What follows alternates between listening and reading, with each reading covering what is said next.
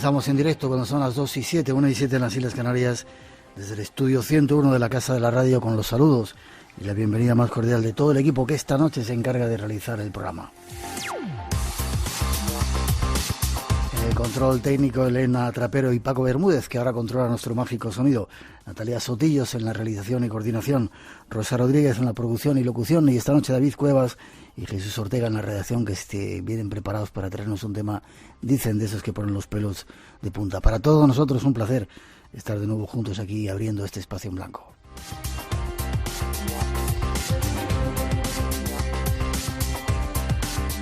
Y al comienzo dar las gracias a la Asociación Marsip de Granada, que esta semana nos concedía el premio al mejor programa de radio. Muchas gracias, os lo agradecemos. Os pedimos disculpas por no haber podido ir a recogerlo, pero bueno, gracias de todo corazón.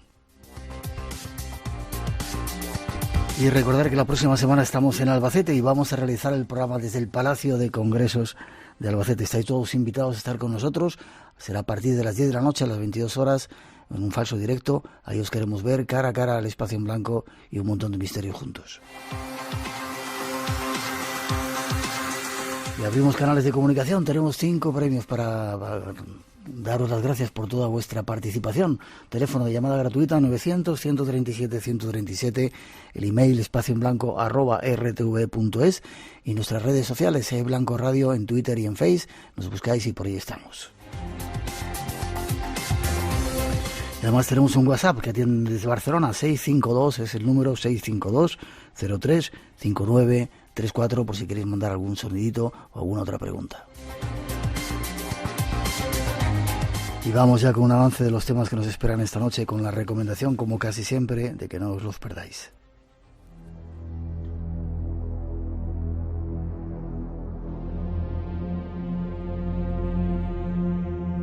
Temas inquietantes nos esperan esta noche. Argumentos de esos muy cercanos a nosotros y que encierran horrores desconocidos. Comenzaremos con una afirmación. El fin de nuestro mundo se acerca. Lo analizaremos junto a una periodista que ha investigado las causas del fin del mundo tal y como lo conocemos.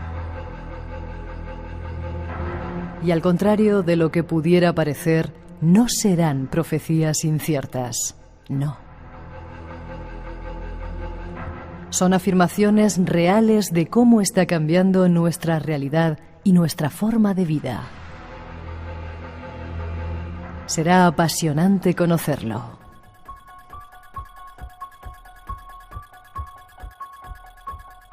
Para nuestro segundo tiempo, os ofreceremos algunos de los terrores más cercanos a nosotros.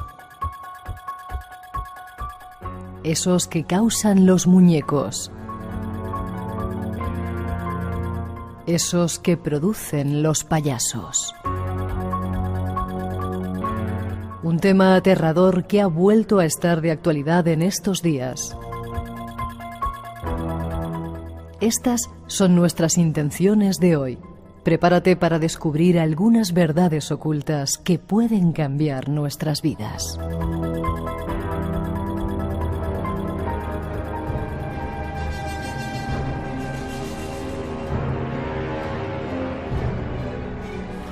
Ahí están nuestros temas de esta noche y solo nos queda saludar a nuestra primera invitada, Marta García Ayer. Buenas noches, Marta. Buenas noches. Un placer que estés con nosotros. Muchas gracias. No lo sabes tú bien. Déjame que te presente. Hay aquí unas cuantas líneas tuyas que dicen experta en escribir de economía sin que se note. ¿Lo haces así, sin que se note? Sí, porque cuando empecé a escribir como periodista de economía, me costaba hasta que me leyera mi familia. Aléjate un poquito del micrófono. Me costaba hasta que mi familia me leyera, porque eso de la economía parecía que echaba para atrás. Y poco a poco, es verdad que al final las historias interesantes se encuentran en cualquier parte, incluso en las páginas Salmón. Solo hay que ponerles un poquito de cariño y de audacia. Cosa que tú haces, ¿no? Lo intento. Estabas antes en El Independiente, trabajabas... ahora estás en El Independiente. Ahí sigo. Antes estabas en El Mundo, Actualidad Económica, Agencia EFE, has estado en otras emisoras y eres profesora asociada de IE. ¿Qué es eso? El Instituto de Empresa, el IE Business School, que es una escuela de negocios, también universidad, donde llevo enseñando unos cuantos años y aprendiendo con los alumnos. ¿Qué te dicen tus alumnos cuando te ven? Pues que si se tienen que leer todo eso para los exámenes. Entiendo que es lo primero que se le pregunta siempre a un profesor. Eres una de esas periodistas de raza que, bueno, has hecho un libro que a mí me ha cautivado, El fin del mundo. El fin del mundo tal y como lo conocemos. Sí. No tiene nada que ver con... Nosotros a veces hablamos de profecías, de indígenas que dicen profecías, de los mayas y tal. Esto todavía es mucho más cierto y mucho más real, ¿verdad? Está absolutamente centrado en las cosas que están pasando. Es un libro... ¿Por qué lo has escrito? Necesitaba ponerle orden a todos los cambios que están sucediéndose de manera tan vertiginosa y entender un poquito cómo nos está cambiando la vida. Entonces, a veces me dicen, eso del fin del mundo suena pesimista. Y digo, ¿qué va? Que se acabe el mundo tal y como lo conocemos no es necesariamente una mala noticia porque es muy mejorable. Así que lo que tenemos es que saber hacia dónde va ese mundo que está cambiando por segundos. A veces ponen los pelos de punta y vamos a descubrirlo, ¿vale? 2:13, 1:13 en las Islas Canarias está nuestra invitada. Nos vamos a hablar un poquito de ese fin del mundo tal y como lo conocemos después de esa primera introducción.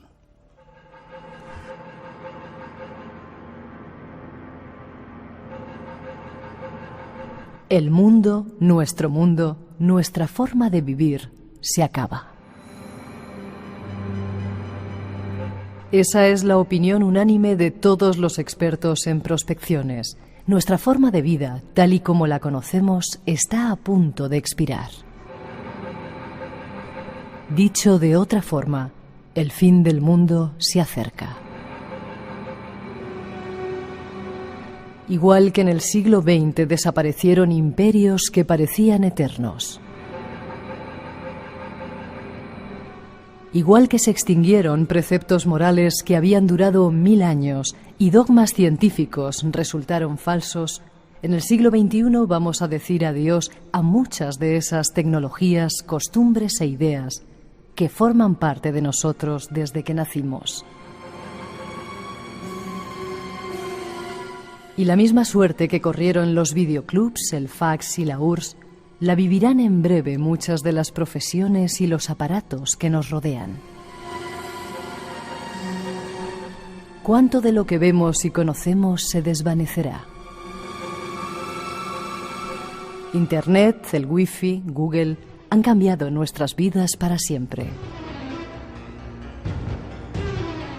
Y a medida que vamos olvidando cómo era el mundo antes de Google, desaparece la noción de privacidad, la costumbre de conversar y hasta el reloj biológico. El fin de nuestro mundo. Conozcamos algo más de todo ello. Marta, ¿qué aspectos te han llamado más la atención de ese cambio del mundo que tú ya has visto? Luego vamos a hablar cosas mucho más concretas como el final del dinero, el del petróleo, etcétera, pero ¿qué te ha llamado la atención? Y es increíble decir eso, si nuestros abuelos se levantaran, pero hace 10 años, si vemos lo que ha ocurrido desde que está Internet, es increíble, ¿no? ¿Cómo ha cambiado esto? Pues mira, lo que me parece más fascinante, ahora que el libro está escrito, ahora que los lectores me escriben y me comentan las sensaciones que están teniendo al leer El fin del mundo tal y como lo conocemos, me está sorprendiendo mucho lo que facilita el diálogo familiar, intergeneracional. ¿Sí? Cómo a la gente más joven, pero que ya puede tener 20 y pico años y no recuerdan el mundo antes de Google, la parte del libro que más les llama la atención es precisamente la que habla de cómo era el siglo XX. La que habla de cómo era la vida, tampoco hace falta que nos vayamos muy atrás, cómo era la vida en los años 80, en los años 90, en los que entonces estudiábamos o empezábamos a trabajar y lo complicado que era hacerlo sin tener Internet para todo. Porque para ellos ahora Internet es como el agua corriente, como la electricidad para todos los demás. Y nosotros, o tú supongo, tienes que escribir un artículo, tienes que ir a la universidad a buscar cosas, ¿verdad? Claro, Internet era algo que había que ir a buscar a la sala de informática. Sí, que o si no, ir a una biblioteca y consultar libros y parece fuentes. El Pleistoceno, pero efectivamente los trabajos en la EGB los hacíamos con enciclopedias.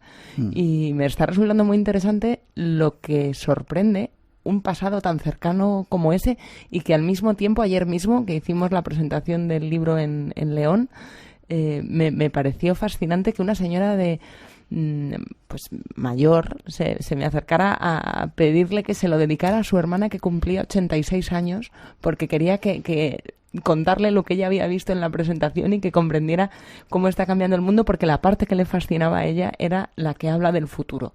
Entonces creo que es un puente que ayuda a que comuniquemos del siglo XX y el siglo XXI este cambio tan radical que ha habido de vivir y de relacionarnos, de entender la tecnología, que me está, la verdad, gustando mucho. ¿Algún aspecto que te haya llamado mucho la atención de esos cambios que están llegando o de los que se avecinan? Aunque luego hablaremos, como te digo, de otros más concretos. Pues mira, hay uno que solemos pasar por alto y es que el fin del mundo se llama así por la de cosas que están a punto de desaparecer, como contabais.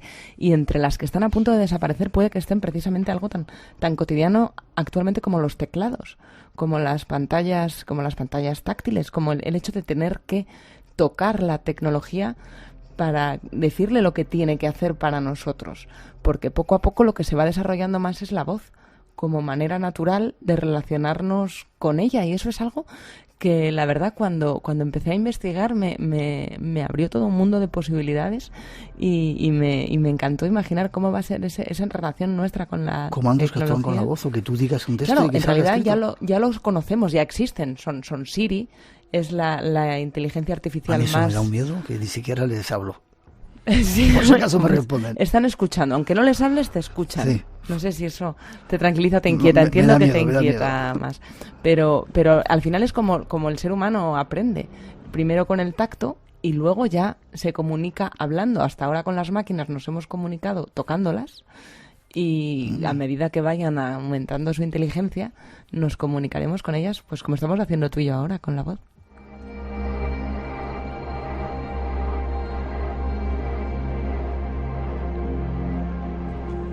Qué curioso. Profesiones que van a dejar de existir, creo que muchas, ¿no? Y además en muy breve tiempo. Pues hay algunos expertos que han estudiado esto en profundidad que calculan que cerca del 80% de las tareas que existen, ya no profesiones como un pack, sino las tareas que nos ocupan en esas profesiones, habrán desaparecido en un par de décadas. Porque ya no las necesitaremos, habrán surgido otras necesidades, pero las que existen ahora mismo ya no estarán ahí. Es decir, que los niños que están ahora empezando el colegio seguramente vayan a dedicarse a cosas que todavía ni siquiera existen. Es muy difícil preguntarles qué quieren ser de mayor, porque lo que vayan a ser todavía ni siquiera tiene nombre. A mí eso me da miedo. El fin de los camellos, dices aquí en uno de tus capítulos. ¿Qué significa esto? Bueno, pues que se van digitalizando muchos aspectos de nuestra vida. Se ha digitalizado... Mira, en el móvil que tengo aquí encima de la mesa, ahora mismo hay algo que antes necesitaba, lo menos necesitaríamos 7 u 8 aparatos. Una calculadora, una máquina de fotos, una máquina de escribir. Ha fagocitado muchas tecnologías porque todo se ha digitalizado. La música se ha digitalizado también. Los libros pueden estar contenidos en ebook ahí dentro. También se digitalizan... las drogas. También se digitalizan actividades ilegales. La venta de drogas es otra de esas áreas de negocio que está viviendo una transformación digital. Hay un mercado negro digital. ¿Pero en la deep web o...? En la deep web, y no tan deep, no tan profundas. Se están haciendo cada vez más visibles porque en realidad las tecnologías siempre las han usado los del bien y los del mal, si los queremos decir así. Igual que han ido desapareciendo los videoclubs que había antes en cada esquina, pues puede que vayan desapareciendo los camellos, que también estaban en esas esquinas, pero más escondidos, porque se puede comprar en lo que ahora empiezan a llamar en la deep web el Amazon de las drogas. Hablas también en el capítulo 6, el fin de las tiendas, de cómo el papel higiénico llegará a casa antes de que se acabe el último rollo. Explícame esto. Eso es algo tan fascinante. Veo que te inquieta, pero yo quiero que te fascine. Quiero que cuando acabemos de charlar del fin del mundo tal y como lo conocemos, te apetezca que llegue. No sé, bueno, vale. Porque lo que la inteligencia artificial y lo que los algoritmos van a sistematizar, en lo que nos van a sustituir a los humanos, es sobre todo en las rutinas. En las rutinas el Big Data es donde mejor puede hacernos la vida más fácil. ¿Y qué hay más rutinario que el papel higiénico? Es muy fácil prever, y Amazon, por ejemplo, ya tiene dispositivos para anticipar las necesidades, si le damos permiso, proveernos de los productos que ya sabe con qué frecuencia necesitamos, ya sea el papel higiénico, que a lo mejor es lo más anecdótico, pero también la pasta de dientes, también el detergente que necesitamos en la lavadora, y hay unos pequeños botoncitos que ya existen y ya se comercializan, que se llama el Dash Button, que se puede poner junto a los electrodomésticos o junto a los lugares estratégicos, donde cada vez que se te acabe el café de la cafetera puedas simplemente apretar esa tecla para que a las 2 horas o a las 24 horas ya te lo hayan traído. De momento lo trae un mensajero y no tardando puede que sea un dron el que llame a la ventana para entregar el paquete. Los idiomas. También hay otro capítulo que hablas de que ¿por qué entenderemos todas las lenguas sin esfuerzo, como hacía C3PO, el de la Guerra de las Galaxias? ¿Eso va a llegar a ocurrir? Pues lo he comentado con muchos lingüistas y con muchos expertos en inteligencia artificial, a ver si es verdad que las máquinas que están desarrollando van a ser lo suficientemente buenas como para que no podamos distinguir si lo que nos habla es una persona o es una máquina. Y ninguno ha utilizado la palabra imposible. Todos dan por hecho que eso va a llegar, pero solo los más atrevidos se atreven a ponerle fecha. Claro, es el siguiente paso, el paso lógico que decíamos de cuando las máquinas ya hablen y tengan la inteligencia de hacerlo de manera, en lenguaje natural, que llaman. Y eso hace la traducción, el siguiente paso. Ya existen. Google ya acaba de sacar un traductor simultáneo de al menos 20 lenguas, que todavía no es en absoluto capaz de hacer traducciones más literarias o más creativas, pero para la parte de interacción más básica, digamos, el inglés para principiantes o el chino del turismo que uno a lo mejor quiere atreverse a aprender por si viaja a esos lugares, interactuar y darse a entender, eso ya lo hacen las máquinas y lo hacen bastante bien. Ahora solo tienen que mejorar. Pregunta ya a los oyentes, algunos preocupados, que si sabes algún nuevo empleo que se vaya a crear para ir preparándose, supongo. Bueno, hay muchísimos empleos nuevos que están surgiendo, algunos muy relacionados con esa gestión del Big Data y la creación de robótica. Eso sin duda tiene muchísimo futuro. Y otros muchísimo más lúdicos, como por ejemplo, alguno bastante reciente que no existía hace 10 años y ahora mismo consigue a los que son buenos en ello ganar mucho dinero, un youtuber. Hace 10 años ni siquiera hubiéramos podido explicarnos, si nos pudiéramos haber visto en el futuro por un agujerito, qué es un youtuber. Todavía casi cuesta explicarlo. Es una nueva profesión que antes no existía. Los empleos que más futuro tienen son aquellos que se relacionan con la creatividad, con la espontaneidad, con las relaciones humanas, con la empatía. Porque en eso los humanos somos muy superiores a las máquinas, a los algoritmos, y hay cosas que todavía no se solucionan con el Big Data. Hay una portada esta semana del New Yorker muy interesante, que os la recomiendo que la veáis porque es de un dibujante fantástico, en el que se ven robots muy antropomorfos, muy del tipo Robocop o Terminator, paseando por una calle que tiene reminiscencias neoyorquinas, y le están echando una limosna al único humano que aparece en la escena, que es un barbudo que está sentado en una esquina. Son los robots los que llevan el vaso de Starbucks. Y el dibujante... El dibujante decía que él no teme que su trabajo, el de dibujante caricaturista de humor, pueda desaparecer porque hace falta ser muy neurótico para ese empleo y que las máquinas no están preparadas para ser neuróticas. Es decir, tenemos que buscar esas emociones que nos hacen profundamente humanos y qué empleos, qué profesiones van a necesitar esa capacidad. Todavía hay muchos que la requieren, porque en eso las máquinas todavía tienen mucho que aprender. Sorprendente. 2:26, 1:26 en las Islas Canarias. El teléfono abierto 900-137-137, por si queréis intervenir. Seguimos tratando de descubrir más aspectos de este fin del mundo que se nos acerca. Es noticia. Aviso. Comunicación. Es mensaje. Nota. Notificación. Es comunicado. Es informe. Es información. Es tacto. Acertado. Concreción. Es sístole. Diástole. Es palpitación. Es latido. Es pulso. Es pulsación. Es Radio Nacional de España. Es todo corazón. Sigue el misterio en Espacio en Blanco con Miguel Blanco. La madrugada del sábado al domingo a las 2 en Radio Nacional de España.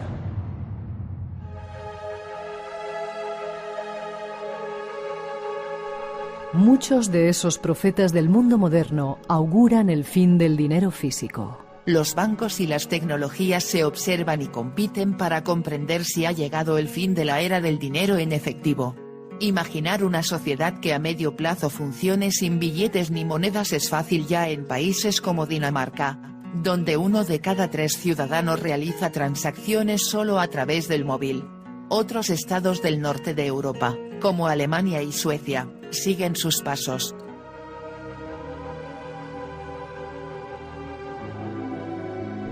¿Dejaremos de utilizar en un futuro próximo billetes, monedas y dinero para hacer nuestras transacciones?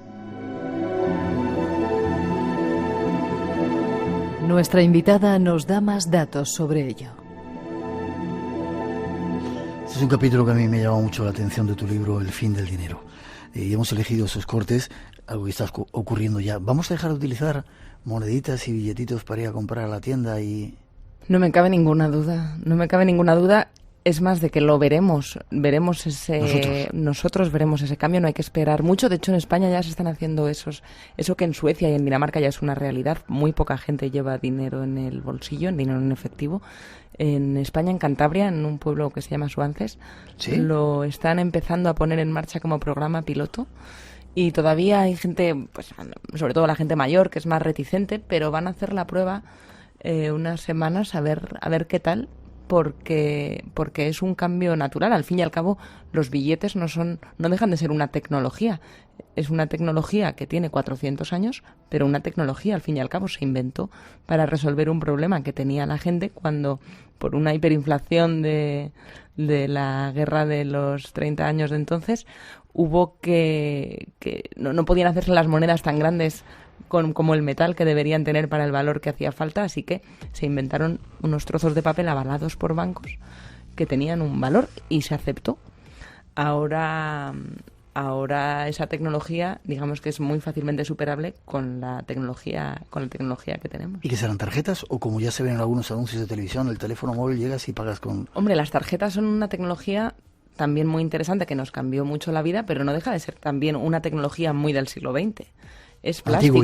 El plástico era el material del futuro en los años 60, que es cuando se empiezan a comercializar las tarjetas de crédito. De hecho, está en el Museo Británico como uno de los objetos, la tarjeta de crédito, que explican la historia de la humanidad, porque sería muy difícil explicar el siglo XX sin una tarjeta de crédito, pero no van a ser tarjetas lo que utilicemos en el siglo XXI para pagar, lo seguirán siendo unos años, pero la vida se ha hecho digital.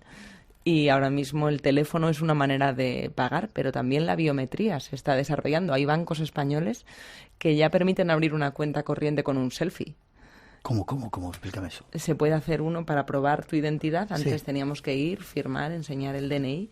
Ahora, a través del teléfono, con el número que hayamos autorizado y haciendo un selfie, una autofoto, ya hay bancos que autorizan incluso operaciones bancarias. Estamos desarrollando tecnologías que antes no existían y las estamos incorporando a nuestra vida cotidiana. Y esa fotografía no puede ser de antes de ayer o de hace 5 años y esa persona muerta, ¿no? Porque en el teléfono sale la fecha, el momento que se... ¿no? Hay tecnología para autentificar, eso todo ya se hace de manera automática. Yo creo que aún no son más que pruebas que están haciendo los bancos de cómo convencernos para que nos pasemos a lo digital, porque se ahorran mucho dinero las compañías financieras si tienen que dejar de trasladar dinero físico de un sitio a otro.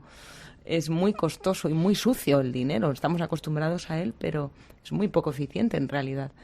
Y hay tecnologías, por no hablar ya de Bitcoin y blockchain, que eso sí que promete cambiarlo absolutamente todo en el mundo de las transacciones, que hacen que vaya a ser más barato, más eficiente y más seguro, que es al fin y al cabo lo que le pedimos al dinero, que no sea costoso y que sea seguro. Y como, dame alguna idea más que se esté barajando, ¿cómo se va a ir pagando en el futuro?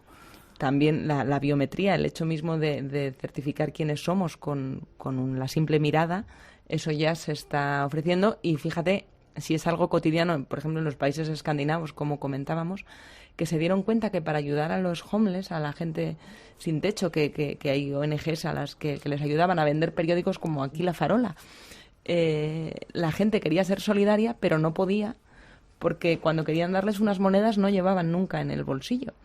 Y tuvieron que inventar, y de esto hace ya más de 3 años, así que está ahora absolutamente implantado, sistemas para que la gente pudiera ya pagarles con el móvil la cifra simbólica que les quisieran dar, porque no llevaban ni calderilla, y multiplicaron la recaudación gracias a eso, porque es que si no establecían un sistema digital de dar esa pequeña limosna a la gente que está... Claro, a la gente que está en la calle. No, la gente, por más que quisiera, no podía, porque decía, es que no llevo suelto. Nadie llevaba suelto, se ha dejado de llevar dinero. Estuve en Estocolmo haciendo la prueba y da lo mismo que sea comprar un billete de autobús que una silla de bambú. Hay que llevar dispositivos digitales. Hablas también de que Facebook será el banco más poderoso del mundo. Por eso en el mundo de las predicciones es difícil afirmar cómo va a ser. Lo que sí que podemos afirmar, sí que es un hecho, y al final los periodistas los que buscamos son hechos, es que Facebook lo está intentando. Facebook quiere rentabilizar todos esos datos que tiene de nosotros, también como institución financiera, porque sabe si somos o no de fiar para darnos un crédito, sabe el coche que queremos comprarnos y al lugar al que vamos a viajar en verano. En realidad saben muchas cosas de nosotros y ahora quiere establecer sistemas de pago con las que, además de ser una red social donde nos comunicamos, pues también una red comercial. Ahí es donde está el dinero del futuro, y los bancos, por eso los bancos, las instituciones financieras, están preocupándose mucho ahora de digitalizarse, porque si no se digitalizan ellas, los grandes imperios digitales que ya existen, es más fácil que se conviertan ellos en bancos que los bancos en gigantes digitales. Es una carrera fascinante que estamos contemplando ahora mismo. Qué curioso. ¿Y los tatuajes? En la Biblia se hablaba de una profecía del 666, aquellos que lo tuvieron marcado en la frente. ¿Va a ser algún tipo de sistema de poder pagar o con implantes dentro de la piel? Pues mira, para sistema de pago desconozco si existe, a lo mejor sí, puede que los oyentes, si han oído hablar de ello, nos lo puedan contar. Para lo que sí que se están utilizando los tatuajes es en empresas, de manera voluntaria para los empleados, como, ¿sabéis esta palabra ahora que se puso de moda? Los wearables,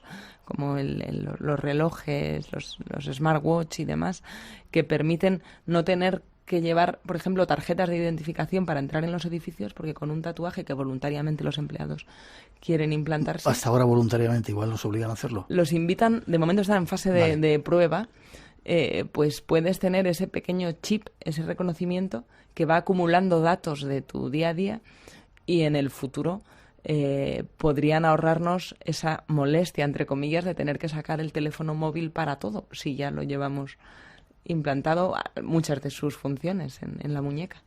El Bitcoin, preguntan también, que ¿tiene futuro? El Bitcoin tiene futuro sin duda. Lo que hace Bitcoin realmente fascinante a la hora de entender el fin del mundo tal y como lo conocemos, cómo nos está cambiando, es la tecnología que lo hace posible, que es blockchain. Blockchain es la red, digamos, que los bloques que están detrás, ese tejido tecnológico que permite que se intercambie un dinero no físico, un dinero digital, y sin que haya intermediarios ninguno, porque hasta ahora los bancos han existido porque hacían de intermediarios y ellos avalaban la credibilidad del dinero, de las transacciones, y lo guardaban. Blockchain permite, que esto se inventó para Bitcoin, pero ahora se puede aplicar a muchas otras disciplinas, y no solo financieras, también, por ejemplo, en la industria de los seguros, para que tú y yo podamos intercambiarnos algo, puede ser dinero virtual, sin conocernos de nada, sin saber nada el uno del otro, y saber que nos podemos fiar porque la transacción es pública. Hay una cadena de bloques público que, como Wikipedia, digamos, es la comunidad la que lo avala, porque todo el mundo tiene los ojos puestos en ello, el código es público. Y eso hace que, sin conocernos de nada, podamos confiar el uno en el otro, porque blockchain no se puede trucar. Y los bancos están invirtiendo mucho en entender cómo funciona blockchain y cómo sacarle partido, porque si no dejarían de ser necesarios como intermediarios. Igual que existe Bitcoin, también los rusos tienen el suyo, el Rublocoin, ¿lo llaman? ¿O? Hay muchas monedas digitales, criptomonedas se llaman, y a medida que se van haciendo populares, por ejemplo, hablábamos antes del fin de los camellos o del tráfico de drogas online, el servicio de la Guardia Civil, que se dedica a investigar esto, me contaba que ellos tienen que estar muy al día de cuáles son las criptomonedas que se van inventando, porque a medida que empiezan a salir en la prensa, se inventa otra que sea menos conocida y más difícil de rastrear. Bitcoin ahora mismo es demasiado popular como para poderla operar a gusto. Hay muchos ojos puestos en ella y para determinadas operaciones ilícitas es mejor que el tipo de moneda, criptomoneda que se utiliza, todavía los periodistas no la conozcamos. Sorprendente. 2:38, 1:38 en las Islas Canarias.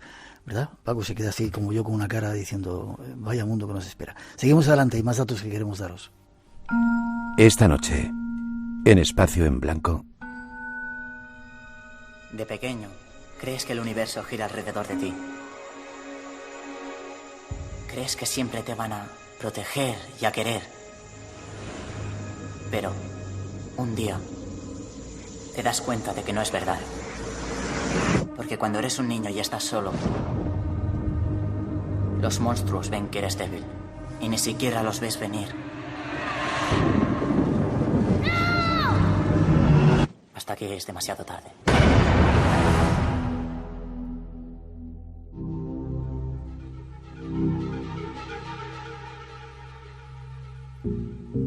Sigamos analizando más escenarios posibles del futuro que está por venir. Por ejemplo, el fin del petróleo. Es la columna vertebral del mundo moderno. Está en los alimentos que comemos, en las casas en las que vivimos, en los coches que conducimos. El petróleo es una de las materias primas más importantes del mundo. Pero, ¿qué pasaría si todo el petróleo del mundo desapareciera de repente? ¿Qué sería de nuestras ciudades? ¿De nuestros alimentos? ¿Qué sería de nosotros? ¿De nuestra forma de vivir?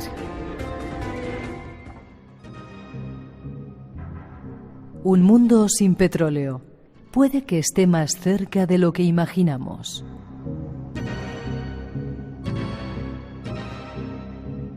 Nuestra invitada nos cuenta.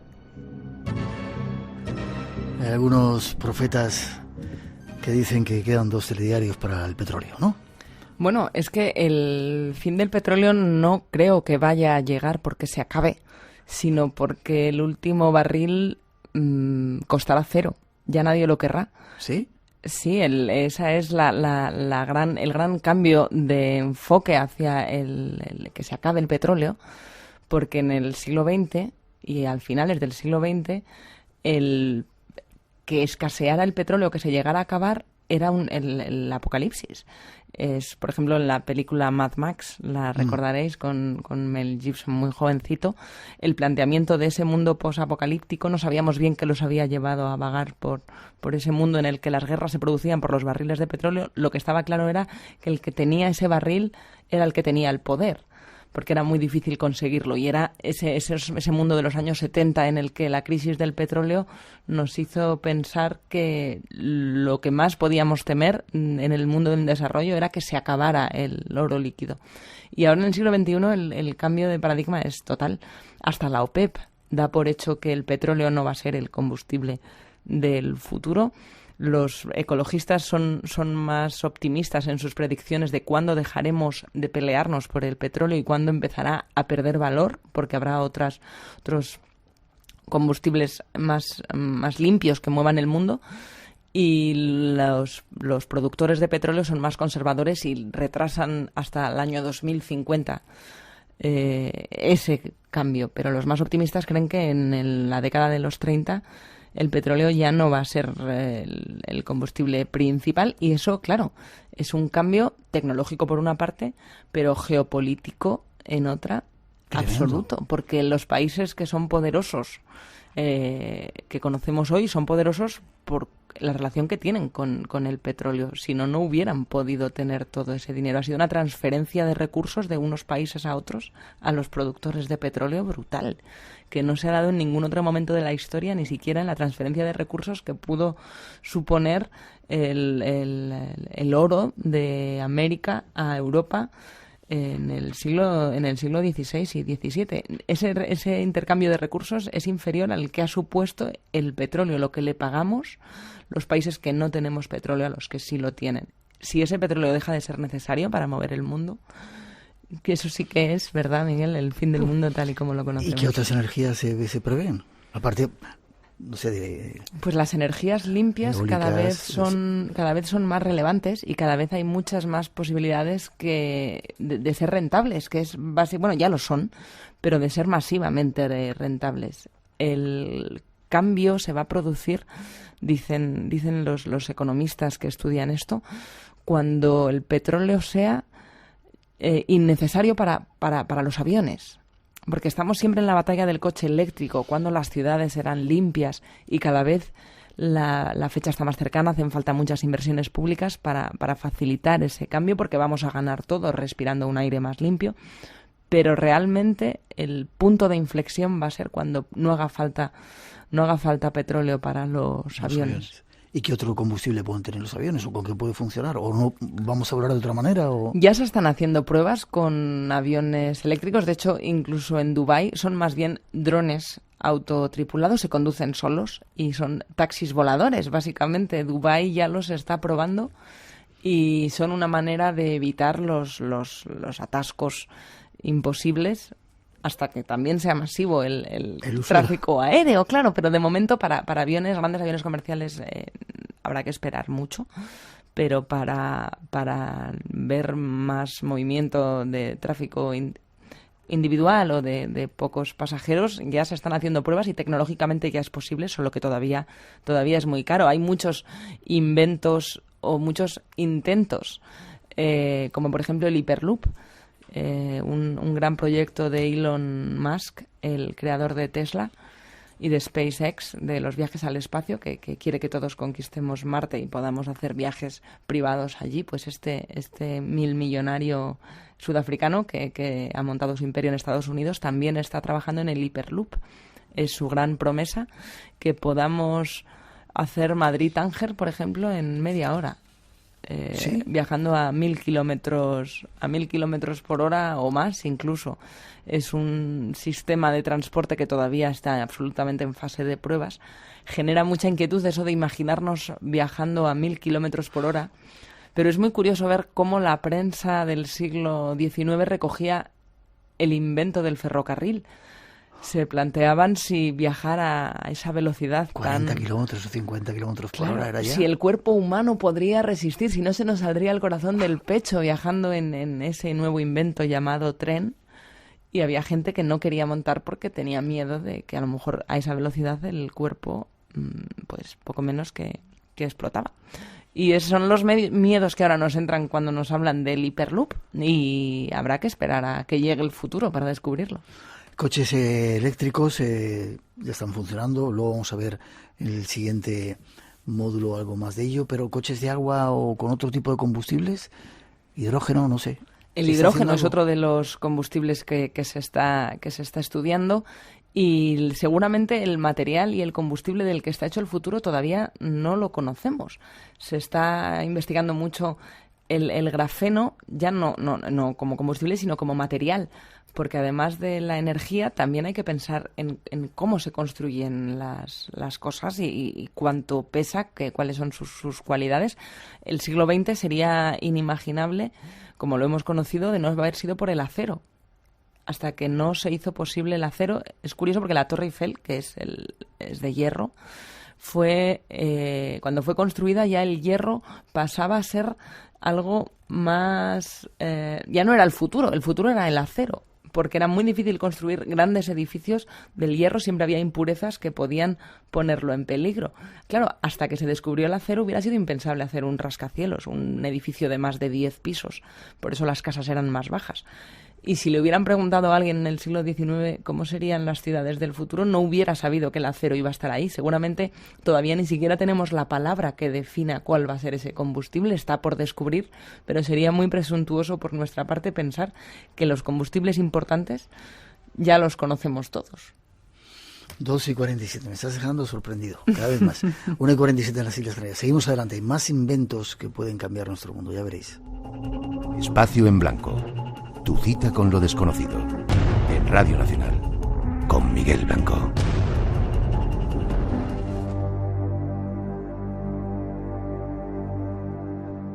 Internet, wifi, redes sociales, todo ello ha cambiado nuestro mundo, nuestra forma de vida. Y esto no ha hecho nada más que empezar. Compañías como Microsoft o Google preparan proyectos y adelantos inimaginables que cambiarán aún más nuestra forma de vida. Estos son algunos datos. El laboratorio secreto Google X, que ahora pertenece a Alphabet, desarrolla proyectos experimentales dirigidos por el científico Astro Teller y supervisados por Sergey Brin, cofundador de Google.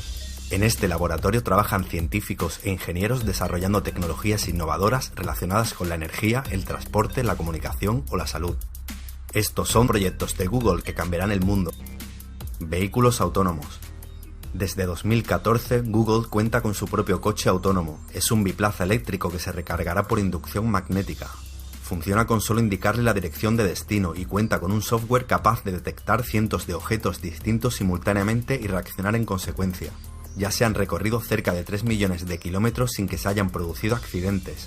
Actualmente Google está preparando acuerdos con compañías del sector automovilístico para comenzar su producción en 2020. Se estima que en 2030 el 15% de los vehículos nuevos podrían ser completamente autónomos. Estos vehículos tienen el potencial de reducir considerablemente los accidentes de tráfico, ya que la mayoría son causados por errores humanos. Proyecto Solid. Se trata de un sensor que utiliza tecnología de radar para reconocer movimientos e interactuar con dispositivos. Puede detectar el movimiento de la mano o los dedos a casi 1 metro de distancia a una velocidad de 10.000 cuadros por segundo y seguir movimientos más pequeños que 1 milímetro con gran precisión.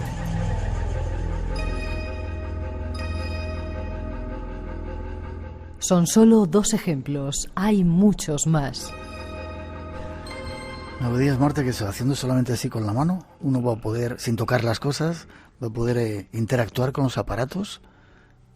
Y esto ya es una realidad que está funcionando y que Google está trabajando en ello. Sí, desde luego, y ya hay consolas de videojuegos, de hecho, que lo permiten en realidad, que funcionan con el movimiento. Es decir, como las películas que se usan en las pantallas que hacen así. Esa tecnología ya existe, solo que todavía no la hemos incorporado en nuestra vida cotidiana, igual que antes, o la manera natural de desarrollarse los inventos más fascinantes suelen tener primero uso militar hasta que se hacen luego cotidianos, y eso vale tanto para Internet como para, por ejemplo, las maquinillas de afeitar, que también empezaron como un invento bélico para la Primera Guerra Mundial, si no recuerdo mal. Pues también hay muchas tecnologías de estas que ahora parecen futuristas, que en realidad son del presente, ya existen, solo que aún no es económicamente rentable que las tengamos todos en casa. Me contaba una ingeniera de Microsoft que ellos ya tienen, claro, los que están trabajando dentro de la empresa ya tienen acceso a dispositivos que aún no se comercializan, que ella veía como algo absolutamente cercano los hologramas, por ejemplo, para comunicarnos. Figuras tridimensionales. Con la misma naturalidad que ahora mandamos WhatsApps, pues que pudiéramos hablarnos a través de hologramas y poder tener a la gente cercana. Eso ella ya lo ha visto, ya existe, pero todavía no tenemos el cuarto de los hologramas para hablar con la familia en el salón. Y los vehículos autónomos... Eso, los coches, ahora ir a vehículos, tremendo eso, ¿no? Es algo que también existe. Hace 10 años hubiera parecido ciencia ficción todavía, cuando los que recordamos el Michael Knight del Coche Fantástico en los años 80 sabemos que era como un sueño de ciencia ficción entonces, y le debemos a Google que se pusiera a investigar la manera de hacerlo posible cuando todo el mundo creía que con la tecnología que había no lo era. Y ahora no es Google el que encabeza esa carrera del coche autónomo, pero sí que es la empresa que demostró que era posible, que gracias a la tecnología que teníamos, el Big Data y la capacidad de los sensores de analizar los datos en tiempo real, se podía tener un vehículo en movimiento que se moviera solo. Y esos coches ya existen. La sociedad todavía no está preparada para ello, la legislación tampoco. Son pruebas lo que se están haciendo. Hay lugares en Estados Unidos, en Singapur también, donde ya se están probando. Y Tesla, la compañía que antes mencionaba, ya está en la carrera, y no solo, también los grandes fabricantes de las marcas principales del motor que todos conocemos, calculan que para 2021 ya serían capaces de poner en el mercado masivo coches autónomos, que los expertos en este tema recomiendan no llamar coches sin conductor, porque dice que tampoco a los coches los llamábamos coches sin caballos y que no debemos definir los inventos por lo que no tienen, sino por lo que son capaces de hacer. Y igual que los coches sin caballos cambiaron en el siglo XX y a principios de siglo el gran problema medioambiental que tenían en grandes ciudades como Londres o como Nueva York, y se reunían los mandamases de aquellas ciudades para ver cómo solucionar, no era polución como tenemos ahora, era el hedor de las heces de los caballos. Había demasiados caballos en la ciudad para poder que fuera respirable. Y ahora tenemos otro problema medioambiental, que es la contaminación. Y estos vehículos autónomos, claramente, que tienen mucho futuro, va a ser también un futuro eléctrico o de alguna energía no contaminante.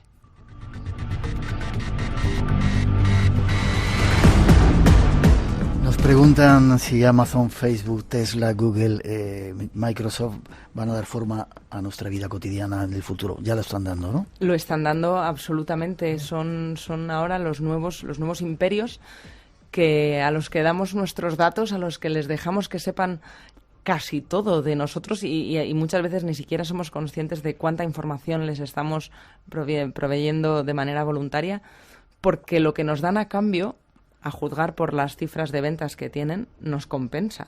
Nos hacen la vida más fácil, que es lo que nos prometen, y gracias a ellos se están convirtiendo en corporaciones poderosísimas. Tienen lo más importante ahora, el petróleo del siglo XXI, que son los datos.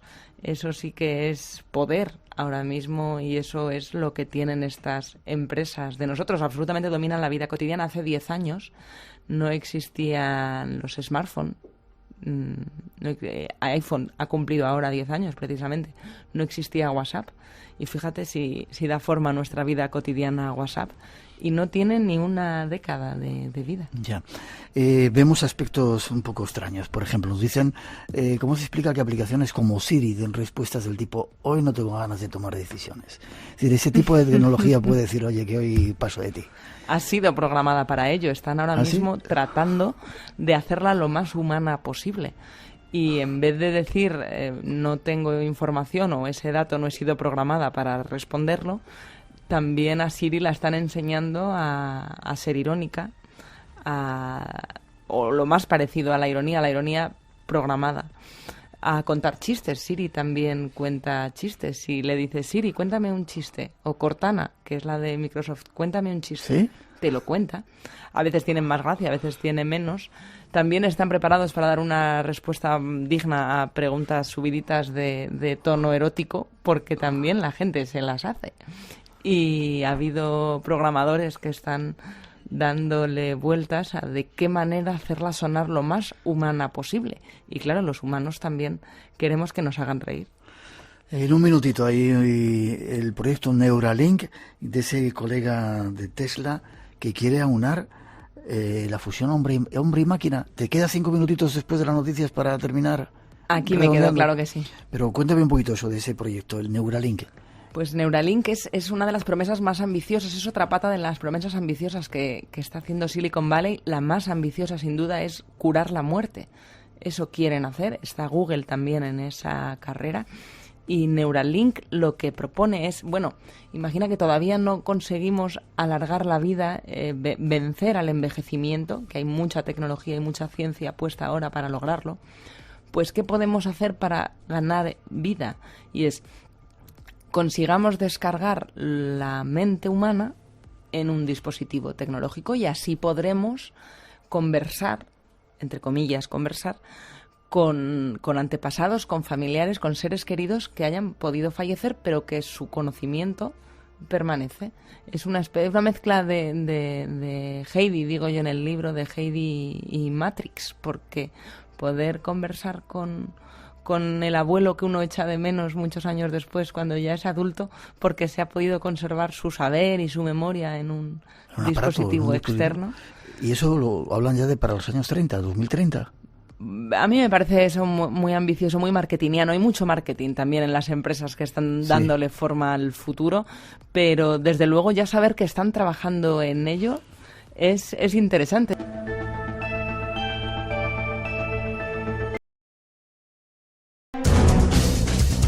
Volvemos. La magia de los cambios de hora hace que esta semana el Espacio en Blanco tenga una hora extra. Ahora vuelven a ser las 3, pasan unos minutos de las 3, las 2 en las Islas Canarias. Y el misterio regresa al Espacio en Blanco, una tercera hora extra para que disfrutéis.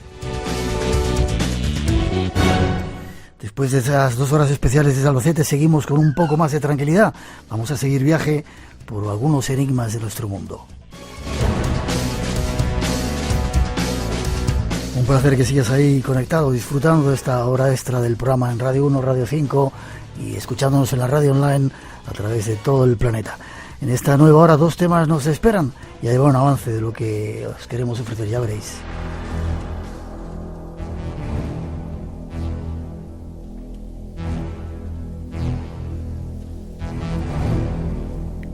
Nuestro siguiente invitado nos sumerge en un mundo desconocido para la mayoría. Lo llaman la domoterapia.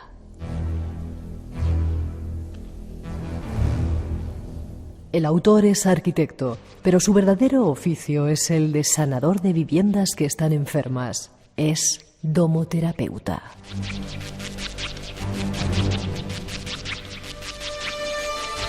Nuestros hogares pueden estar afectados por el telurismo, lo patógeno que proviene del subsuelo, aguas subterráneas, fallas, y también por el electromagnetismo, procedente de aparatos e instalaciones.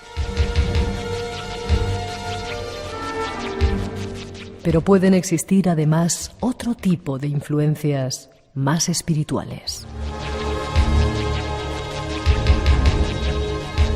Algunos fenómenos, materiales o inmateriales, nos afectan seriamente a través del ambiente enrarecido de nuestras casas o lugares de trabajo.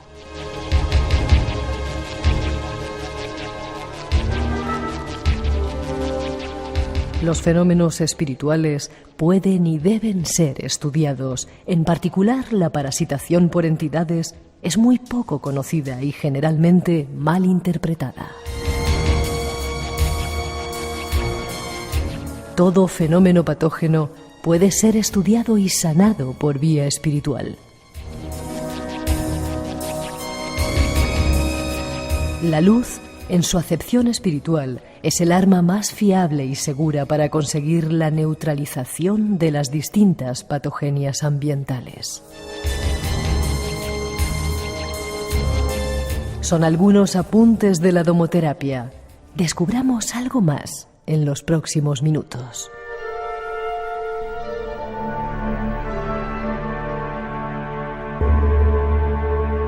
Hay temas que nos resultan especialmente interesantes, sobre todo por lo fácil que es llegar a ellos y lo importante que puede llegar a ser para nuestra vida. Este es uno de ellos. Para hacerlo vamos hasta Cataluña a hablar con Ferran Renau. Buenas noches, Ferran. Hola, buenas noches. Un placer que estés en el programa, ya te lo he dicho antes. Muy amables al invitarme, Miguel. Muchísimas gracias. Es un placer. Déjame que te presente. Arquitecto, diseñador, profesor de la Escuela de Arte y Diseño. Y de repente un día te sorprendiste por algo que hizo tu padre. Mira, ¿sabes qué pasa? Yo era estudiante de arquitectura y a mi padre fue un gran zahorí, un gran radiestesista especializado en la búsqueda de pozos para agua y tuvo unos éxitos muy grandes.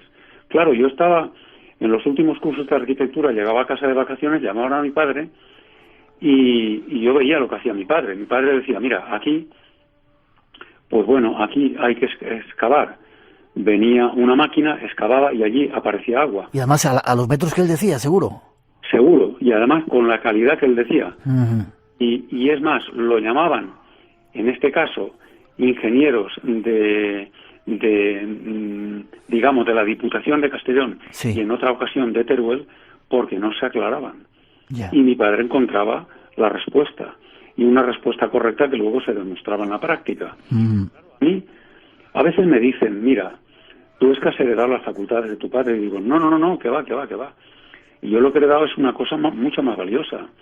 A mí se me abrió un boquete en la parte racional de mi cerebro que no se me cerró nunca. Y eso me abrió la puerta a unas experiencias fascinantes. Y, en fin, que han dado lugar a la publicación de este libro, claro. Ferran, he dicho que íbamos hasta Cataluña. ¿No estás en Cataluña? ¿Estás en Castellón? No, estoy en Cataluña. Ah, estás en Cataluña. Vale, lo he dicho bien entonces. Gracias a tu padre. ¿Tenía poderes tu padre? No, que va, es todo... Sí, mi padre tenía una capacidad natural. Hay personas que nacen con esta capacidad, esto es cierto. Y mi padre había nacido con esta capacidad. Pero yo no. De hecho, lo mío ha sido puro entrenamiento. Lo que yo hago lo puedes hacer tú perfectamente. Vale, vamos a ver si aprendo. Te denominas también sanador de casas. Y te pregunto, ¿hay casas que... Bueno, las casas se enferman? Por supuesto. ¿Sí? Por supuesto. Mira, vamos a empezar admitiendo una cosa. Que todo proyecto de vida de una persona o de una familia saludable necesita un hábitat saludable. Bien, pues ese hábitat a veces está amenazado por patogenias que no vemos, que pueden tener un origen telúrico, es decir, que vienen de debajo del suelo, las aguas patógenas, por ejemplo, las fallas, que nos pueden incomodar y a veces no nos dejan dormir. Es decir, y esto nos rebaja la energía, etcétera, etcétera. Lo mismo ocurre con el electromagnetismo, cuya densidad, cada vez creciente, nos rodea por todas partes. Y también ocurre, y en esto me diferencio de la corriente general de la geobiología, porque nuestras viviendas pueden estar amenazadas también por memorias históricas o por entidades que se han quedado ancladas en esas viviendas o en esos lugares. Entonces, todo esto, en realidad, nos puede amenazar, es verdad. Nos puede quitar salud, es cierto. Pero también es verdad, muy cierta, que puede ser sanado. Todo ello.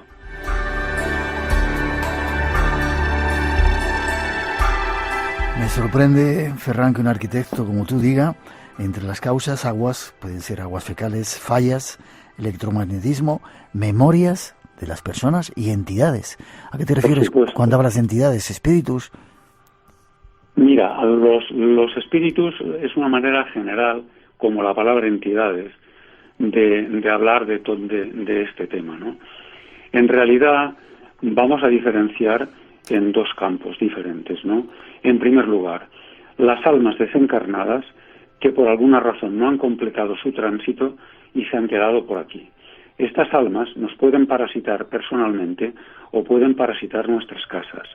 Y es cierto que nos rebajan energía a veces de una manera brutal, sobre todo cuando nos parasitan personalmente. Y he estudiado infinidad de casos. Piensa que llevo como unos 400 trabajos hechos. Es decir, puedo hablar con propiedad de este tema, me parece a mí.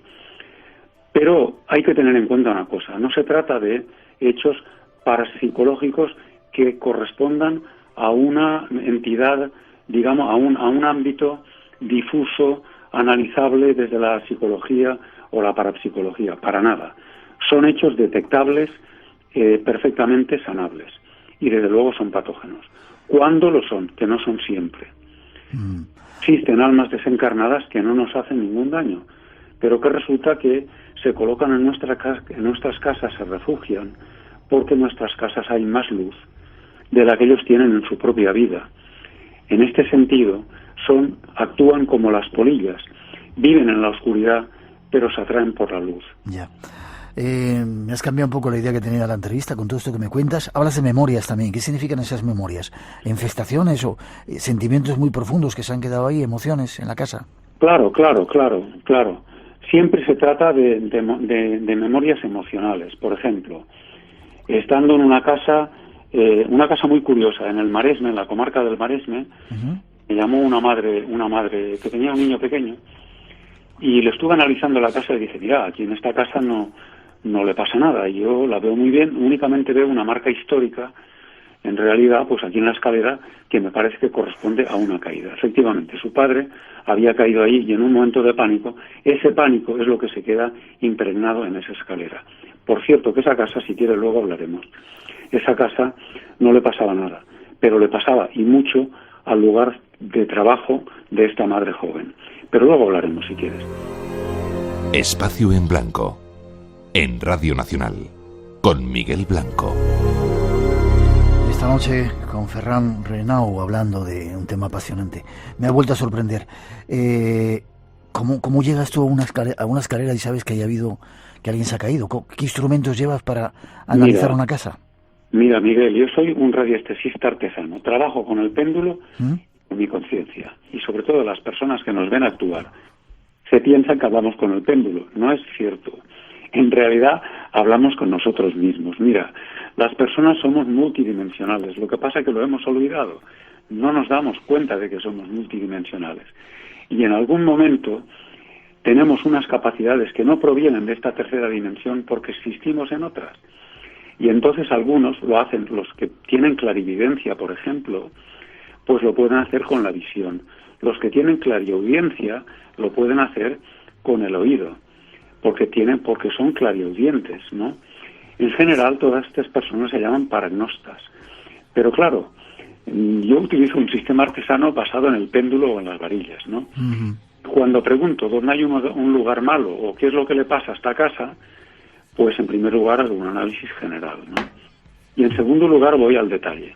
Y bueno, ahí es donde puedo localizar los lugares malos. Y me he encontrado con situaciones muy interesantes y muy estrafalarias, francamente, ¿no? Por ejemplo, en un pueblo cerca de Girona, una estantería. En casa me llamó una terapeuta, porque en su casa no se encontraba bien. Y vamos a hablar concretamente de memorias históricas. Muy bien. Se trata de una estantería hecha de manera artesana, con unos pies de hierro de herrero, digamos, de varillas de hierro, y en medio pues unas lajas que estaban trabajadas con madera y con anea. Pero yo no me podía acercar a menos de 1,5 metros. ¿Por qué no te podías acercar? No, porque me podía acercar, pero me encontraba incómodo. Ya. Es decir, tenemos muchas sensibilidades, lo que pasa es que no las utilizamos. Bien, ¿qué le pasaba? Solamente al pie izquierdo de hierro de esa estantería, y solamente a ese pie izquierdo. Pues Dios mío, que el herrero que lo había estado trabajando, pues estaba fatal ese día. O yo no sé si es que el empresario lo iba a despedir, o es que resulta que él mismo, la mujer le había sacado cuernos, o es que resulta que estaba teniendo una depresión, o es que estaba muy preocupado por cuestiones económicas, yo qué sé. Pero el caso es que aquello tenía una afectación importante, ¿no? Y a veces me las he encontrado, estas afectaciones, de modo muy fuerte, y a veces te revelan unas historias acerca de las familias que son estremecedoras. Fíjate. Espera, me estás dejando asombrado. Que esto lo diga alguien que, como tú, diseñador, arquitecto, profesor de la Escuela de Arte y Diseño, educador en el Instituto de Ciencias de la Educación de la Universidad de Barcelona. Menos mal que hay gente ya que habla de estas cosas de esta manera tan abierta. Me alegra. Sigue, perdón. Yo también me río. Claro. Mira. ¿Sabes qué pasa? Que es que desde el siglo XIX tenemos un paradigma que se apoderó de lo que es la verdad. Ajá. Paradigma científico. Te voy a explicar una cosa que me pasó con una señora estando con mis alumnos. Yo doy cursos de radiestesia. Y estando con mis alumnos en un jardín precioso en Barcelona, la señora tenía tanta curiosidad que no se pudo aguantar y me pidió permiso. Me dijo, mire usted, ¿a usted le importaría que le hiciera alguna pregunta? Y yo digo, no, para nada. Dígame, por favor, ¿qué es lo que están haciendo? Y yo le dije la verdad. Le dije, mire, en este momento estamos analizando hasta dónde llega la capacidad de pensamiento de aquel árbol del fondo, que estaba a más de 100 metros. Toma ya. Sí. Zumbaos. Estos señores están zumbaos, pensaría la señora. Digo, perdón. Te juro que le dije la verdad. Sí. Y además mis alumnos la estaban detectando. Los árboles son muy sensitivos. Ajá. La mujer que hizo me dio un codazo y me dijo, anda ya. Entonces yo vi que no se lo iba a creer. Entonces le dije otra cosa que también estábamos haciendo. Y era que estábamos buscando pozos de agua potable y a qué profundidad estaban y a qué calidad de agua se referían. Y eso se lo creyó. Eso le pareció estupendo. Claro, cuando yo me quedo solo, me quedo fascinado. Porque pienso, a esta mujer, ¿en qué paradigma se está viviendo? Y está viviendo, por una parte, en el paradigma científico habitual, que le dice que lo del árbol es imposible, porque no es científico, y por otra parte en el paradigma del uso ancestral, porque ella sabe que todos los pozos de agua que se han hecho en la ribera mediterránea los han alumbrado zaorís o radioestesistas.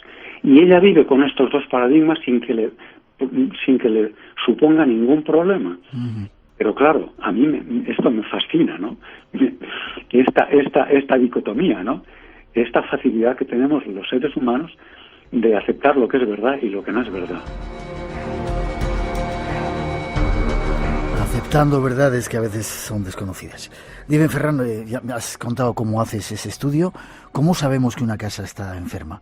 ¿Cuáles son los síntomas, las características que uno siente cuando está en ella? Mira, generalmente hay unos síntomas que son muy claros. Primero, dificultad para dormir. Segundo, pérdida de energía. Tercero, miedo. Este miedo no se da siempre y no se da necesariamente en personas sensibles.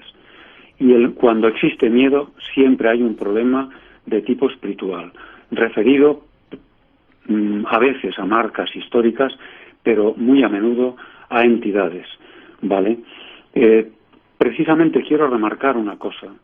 Me llamaron en un hotel, estaban construyendo un hotel en Palamós, además con un huerto ecológico, una cosa fantástica, pero estaban ocurriendo cosas muy raras allí.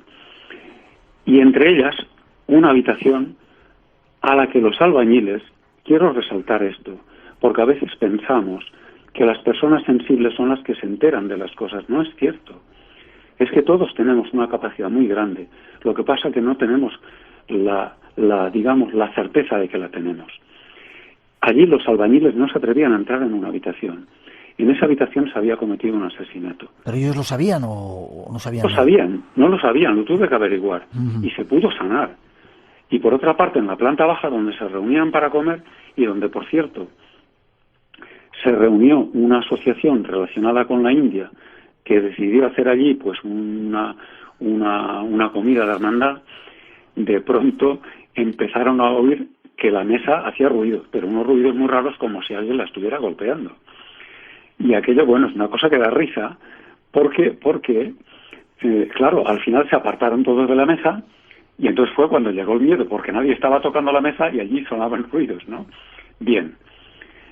Al final todo aquello se pudo sanar. Efectivamente habían entidades, habían almas desencarnadas que estaban montando mucho follón, y había en aquella habitación del asesinato una memoria histórica terrible, a la cual pues los albañiles, gente absolutamente normal, que incluso a priori digamos que calificaríamos como no sensibles, en realidad son los primeros en darse cuenta. Ahora bien, me gustaría mucho, Miguel, quitar hierro al asunto. Mira, cuando no sería bueno que de estos programas surgiera más miedo. Esto no sería correcto. Y quiero aclarar una cosa. Cuando un alma desencarnada no hace el tránsito y se queda perdida, vive una existencia extraña, una existencia nebulosa, en la que todavía se piensa que está viva, pero al mismo tiempo necesita la luz y vive en un ambiente, digamos, de penumbra, ¿no? Y a veces esa alma, cuando no ha completado el tránsito, en realidad sigue igual que en vida. Y eso fue lo que me ocurrió con la historia del abuelo y el orinal que ocurrió en el barrio de la Barceloneta, aquí en Barcelona. Era un señor de más de 90 años que tenía una irritación tremenda contra la asistenta, porque creía que la asistenta le cambiaba el orinal de sitio. El hombre tenía el orinal al lado de la mesilla de noche, y al día siguiente se encontraba el orinal a 1 metro de los pies de la cama. Claro, su hija, que me llamó, le decía: papá, eso es imposible, porque resulta que la mujer de la limpieza se va antes de que tú pongas el orinal y viene después de que tú te has duchado por la mañana, con lo cual ella no puede. Nada, el hombre no había manera, la culpa era de la asistenta. Muy bien. Bueno, pues simplemente lo que pasaba es que había allí un alma que era chungona, era un alma burlesca, era un alma que le gustaba hacer bromas en vida, y después de muerto pues disfrutaba haciendo lo mismo, y se pudo solucionar el problema muy bien. Pero en fin, pero tenemos defensa para estos casos, no hay problema, y la tenemos todos, no hace falta que venga yo ni que venga ningún espabilado, todos tenemos defensa suficiente. Ahora nos contarás cómo. ¿O qué pasaba en esa casa? O cuéntame algún caso aparte.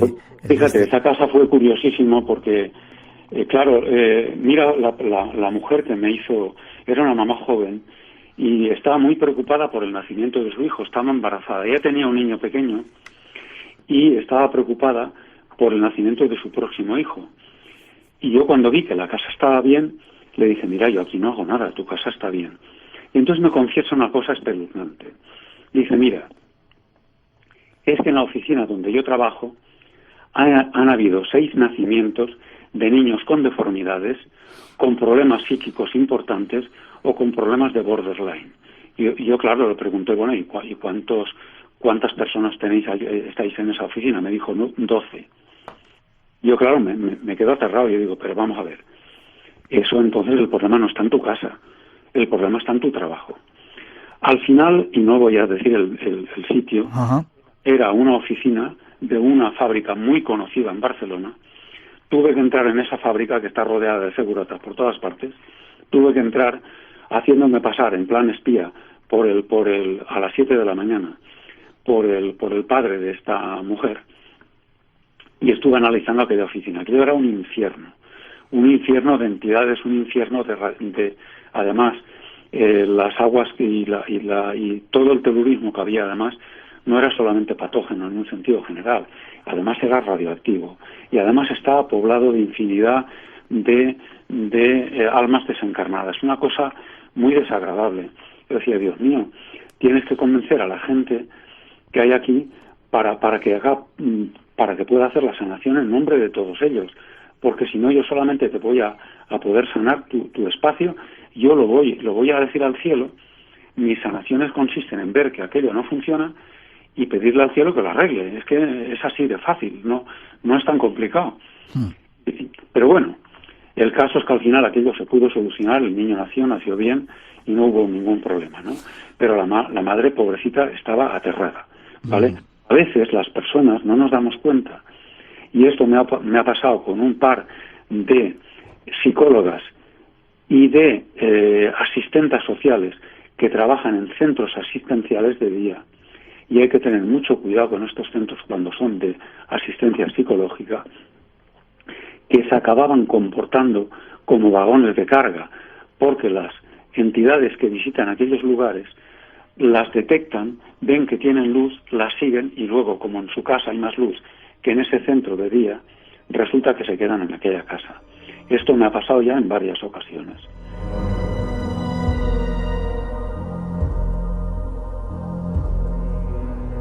Ahora nos vas a contar, Ferran, cómo consigues que eso se vaya. Vamos, si te parece, a la parte más de aquí, las aguas, las fallas, el electromagnetismo. Hace muchos años te contaba que con Mariano Bueno lanzamos el tema de la geobiología, que fue sorprendente. Claro. ¿Qué tiene que ver esto que tú haces con la geobiología? Hombre, desde el punto de vista telúrico, bastante, porque en realidad lo que yo detecto es lo mismo que detectaría un geobiólogo normal, ¿no? Lo que detectaría o incluso un zahorí, ¿no? Aquí podríamos profundizar más, pero por el momento, digamos que las aguas, cuando son patógenas, y ni siquiera que sea por el hecho de que se mueven, cuando cruzan por debajo de una de nuestras camas donde descansamos, o de nuestros lugares de descanso, o de nuestros lugares de trabajo, en realidad nos afectan. Se nos llevan, lo de las aguas es arrastrar, ¿vale? En realidad, mi padre me decía que hay órdenes religiosas que tienen prohibido edificar una celda de un monje encima de una corriente de agua, porque entonces el monje ni puede meditar bien, ni puede descansar bien, y los monjes llevan una vida de mucho más trabajo de lo que la gente se piensa. Bien, este es un caso. Pero hay, por ejemplo, otro caso, el de las fallas. Lo de las fallas es romper. Muchas veces, cuando vemos una pared, en el libro explico lo que pasa con una roca en el monasterio de Montserrat, o en una pared. En realidad, cuando hay una falla, acaba partiendo esa roca. Una falla tectónica, ¿te refieres? Sí, la parte. Simplemente cuando hay una falla debajo de una roca, esa roca a la larga se acaba partiendo. Por la misma razón que si tú te colocas encima de una falla, te acaba partiendo el ritmo respiratorio. Mira, nuestro ritmo respiratorio, esto lo saben muy bien los hatha yogis, cambia cada 2 horas aproximadamente de orificio nasal dominante. Pues muy bien, tú estás con el orificio nasal dominante por el derecho, por ejemplo, te pones encima de una falla y al cabo de nada tu orificio nasal dominante te lo ha cambiado. Y se va a pasar así un rato cambiándote el ritmo a una hora que no es habitual. Y eso te va a estresar, te va a poner nervioso y no sabes por qué, ¿vale? Algunos alumnos míos, que son muy atrevidos, dicen que una falla bajo una cama es capaz de romper un matrimonio. De hecho, las fallas, lo suyo es romper, es cierto. ¿No? Hay otros fenómenos también, ¿eh? Pero bueno, digamos que esos serían fundamentales. Vale. ¿Y el electromagnetismo o esas radiaciones que tenemos de la televisión, de los móviles, de los aparatos que tenemos enchufados en casa, eso afecta? Hombre, eso nos afecta muchísimo. Lo que pasa es que tenemos el pellejo muy duro. Mira, Portolés, que es un especialista en electromagnetismo, que ha conseguido publicar en Estados Unidos y aquí no.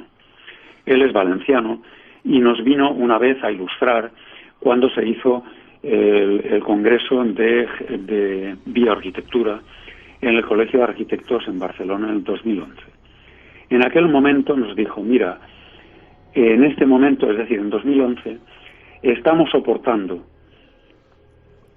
1,5 millones de veces por encima de lo que un ser humano natural puede soportar del electromagnetismo de Madre Tierra. 1,5 millones de veces. 1,5 millones en 2011. Ahora debemos estar entre los 2 millones y los 3 millones. Vete tú a saber, ¿vale? Y este hombre es un especialista. La verdad es que tenemos un pellejo muy duro, pero esto nos rodea por todas partes. No solamente por nuestros aparatos. Piensa que el alcance, por ejemplo, de un router es de unos 6 metros y afecta. El alcance de un microondas atraviesa paredes perfectamente. El alcance de un móvil es un fríe cerebros. Siempre que puedas, tenlo conectado con el altavoz, porque si no, oye, mira, tuve un caso de una amiga que estaba viviendo en el Ampurdán, ella vivía en pleno campo, utilizaba mucho el móvil, ¿no?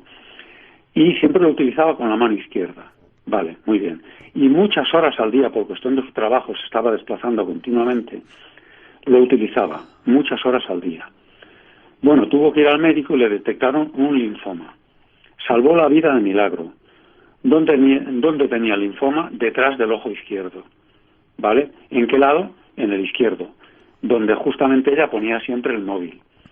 Todo aquello se pudo solucionar, se puede solucionar el móvil, se pudo solucionar el caso de una además tenía una línea de alta tensión que le quedaba a menos de 20 metros de la casa. Se pudo solucionar, pero hay un gran peligro en el electromagnetismo, grave, y nos rodea por todas partes, no solamente por los aparatos, también y sobre todo por la telefonía móvil. Mira, si algún día alguno de nuestros oyentes quiere enterarse de la gran cantidad de radiofrecuencias que recibimos, que haga una cosa, que se baje un programilla en el teléfono que se llama Wi-Fi Analyzer, es decir, Wi-Fi Analyzer escrito con Y y con Z, Wi-Fi Analyzer, y verás que aquí te está cantando, te está explicando perfectamente toda la cantidad que está recibiendo de impulsos electromagnéticos. O bien, puedes entrar en Internet y buscar un programa que se llama, una página que se llama localizatodo.com.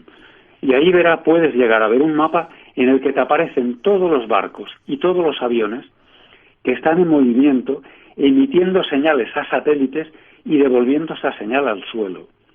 Eso es tremendo, es terrible. Cuando ves el mapa te quedas alucinado. Están registradas todas las matrículas de todo lo que se mueve y todas las sacas de correos que van por tren y por mar y por aire. Y además todas las infinitas conversaciones que suben a los satélites y vuelven a bajar para explicar que Pedrito se ha cortado el flequillo.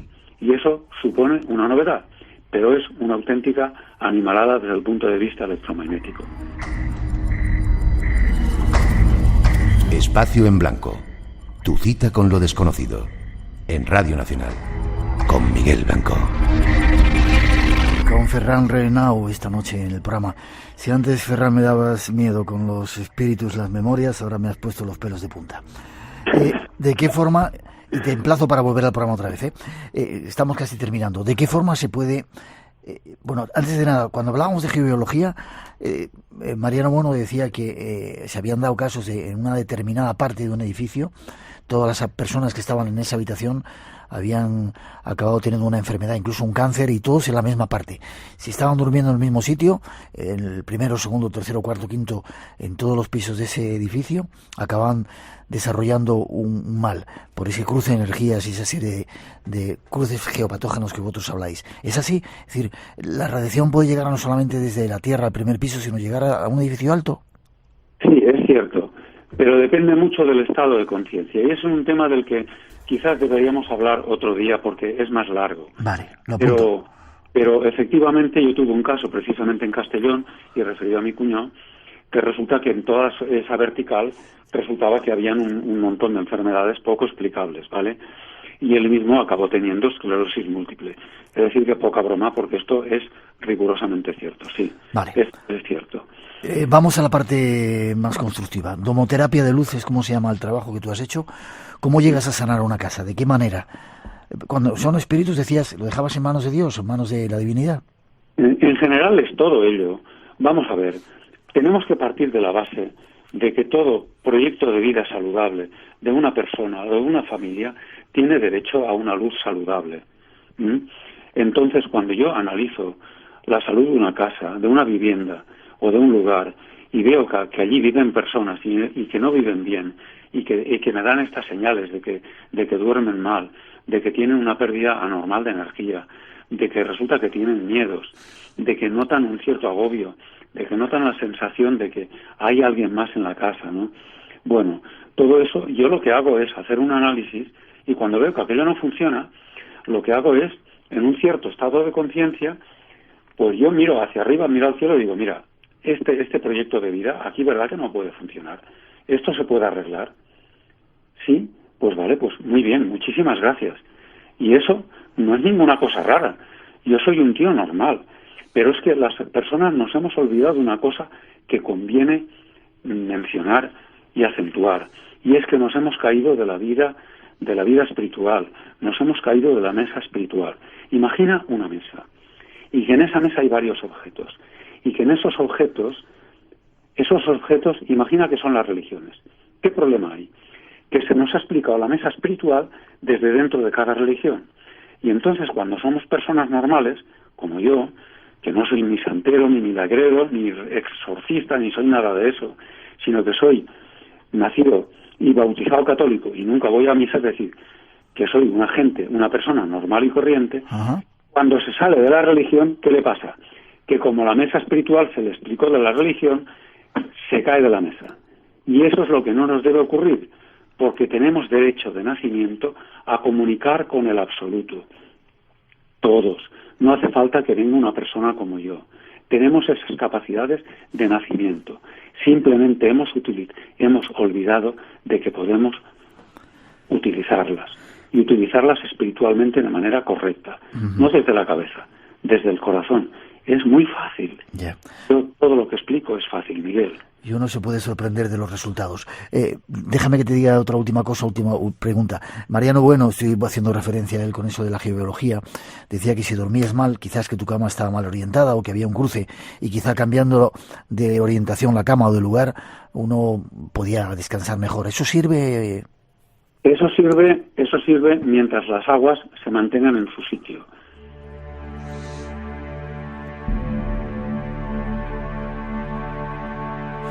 Terminamos, Ferran, aunque será el primer capítulo de muchos, espero, contigo. Bueno. ¿Cómo tener una casa saludable? No sé si puedes darnos algún consejo. Quizá teniendo una conciencia también de que somos parte de la divinidad y que nos lo merecemos todo.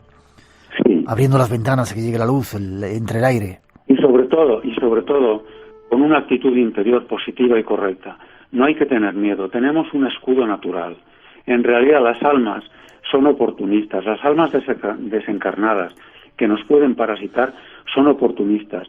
Nunca van a entrar en ti, ni te van a parasitar ni en ti ni en tu casa, mientras tú estés alegre, mientras tengas un espíritu positivo, mientras tengas una amplitud de corazón abierta y alegre.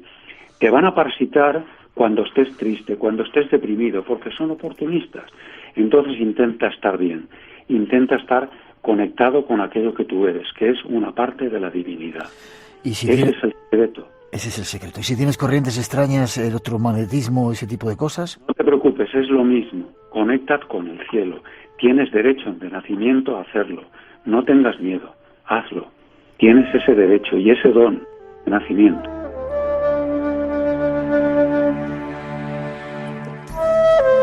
Ferran Renau. Renau. Ha estado con nosotros. Me sale el acento casi ese francés de Renault. ¿Forma de contacto contigo, Ferran? Bueno, muy bien. Oye, muchas gracias por invitarme, Miguel. Ha sido un placer. Dime forma de contacto. ¿Tienes alguna página web? ¿Estás en Sí, tengo una web que podéis entrar. Se llama radioestesiadeluz.com. Pero si entras con mi nombre también llegarás. Radioestesiadeluz.com. Radioestesiadeluz.com. Gracias, ¿vale? Ferran. Ha sido un placer estar contigo estos minutos. Un placer, Miguel. Muchísimas gracias. Fuerte abrazo. Hasta prontito. Igualmente. Espacio en Blanco. Tu cita con lo desconocido. En Radio Nacional. Con Miguel Blanco. Vayamos a la cola. Será rapidito. Bienvenido a La Pasarela. Ficción sonora de la serie Estoy Vivo. ¿Quién eres? Soy su enlace, señorita Las Heras. Mi misión es guiarle durante su breve estancia aquí. Protagonizada por Alejo Sauras. Lo único certero es que es inútil luchar contra el destino. Deje ya su filosofía barata y su paternalismo. Descubre el origen de las otras dimensiones. Quizá deberíamos ir a hacerles una visita. Síguelo en Radio Nacional de España y rtve.es. Vamos. Sigue el misterio en Espacio en Blanco con Miguel Blanco. La madrugada del sábado al domingo a las 2 en Radio Nacional de España. Un saludo al Espacio en Blanco desde Marrakech. Así suena la plaza de Tema el Esfinaj.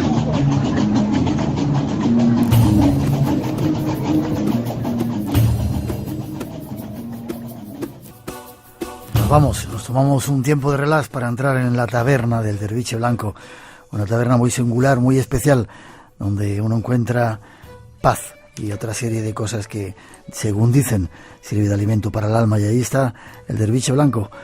Buenas noches, Manuel, ¿cómo estás? Buenas noches, hermanito. Pues un placer estar contigo, como siempre. Eso te digo. Te iba a saludar como nos saludábamos, pero bueno, lo dejamos ahí. Un placer estar contigo también y haber hecho ese viaje a tu lado por Tierra Santa. Tengo imágenes tuyas en la emoción que tenías en el Muro de las Lamentaciones, cómo llorabas allí, quizás sintiendo todo lo que han dejado durante siglos los millones de personas que han pasado por allí. Es que si vas al muro y no lloras, o si vas a Jerusalén y no lloras, algo te falla en el corazón. Y yo tengo que reconocerlo. Además, tú me viste, yo lloraba por cada esquina, por cada rincón, parecía la Magdalena, pero a mucha honra. Te vi también en el Monte de las Bienaventuranzas emocionarte en aquel lugar donde Jesucristo dijo las bienaventuranzas para todos esos seres desheredados del planeta. Para todos los desfavorecidos, para los pobres, para los que tienen hambre y sed de justicia, para todos los que claman por compasión, pues allí Jesús se acordó de ellos. Y yo creo que Jesús vino precisamente para presentarle un Dios pobre a los más pobres, porque los ricos ya tienen dinero, pues a los pobres nos hace falta ese Dios bueno que siempre nos acompaña. Ya, te vi también emocionarte en el lago Tiberíades, en esos lugares, por Magdala y esos otros sitios por donde seguramente sí pasó la huella de Jesús, el Jesús histórico. Cuando el corazón te está tocando en el pecho, tienes que prestarle atención. Es que algo hay ahí, algo pasó allí. Entonces, yo no voy con un radar para ver qué estrato de piedra estuvo Jesús, o yo voy con el corazón tendido, como tú dices, con las gafas de ver puestas. Y cuando el corazón retumba en mi pecho, sé que ahí ha pasado algo. Así que esa es mi orientación, mi brújula, y tú me pudiste ver llorar, clamar, gritar, a robarme en ese estado, y posiblemente si Jesús estuvo allí, vio en esos mismos paisajes que nosotros vimos, Jesús los vio, y ese corazón que él latía en su pecho también, yo creo que nos impregnó a ti y a mí, nos desbordó quizás. Y te vi también en el río Jordán, donde yo me bañé aprovechando un descuido. Qué bonito lugar. No dejaba bañarse, había que ponerse una cosa y yo no me la puse, fui un poco travieso. Sí, fue un poco pillo, pero no se lo cuentes a nadie, ¿vale? No, además que quede un petit comité. Nadie se bañó, nadie hizo nada allí. Todo muy legal, todo muy bien. Sí, pero aprovechamos para sentir ese agua. Para mí los ríos son fuentes de vida, entonces tuvimos que aprovechar. Y te sentí o te resentí cuando estabas en la iglesia de Belén, o cuando entrabas en ese lugar donde dicen que Jesucristo fue ajusticiado.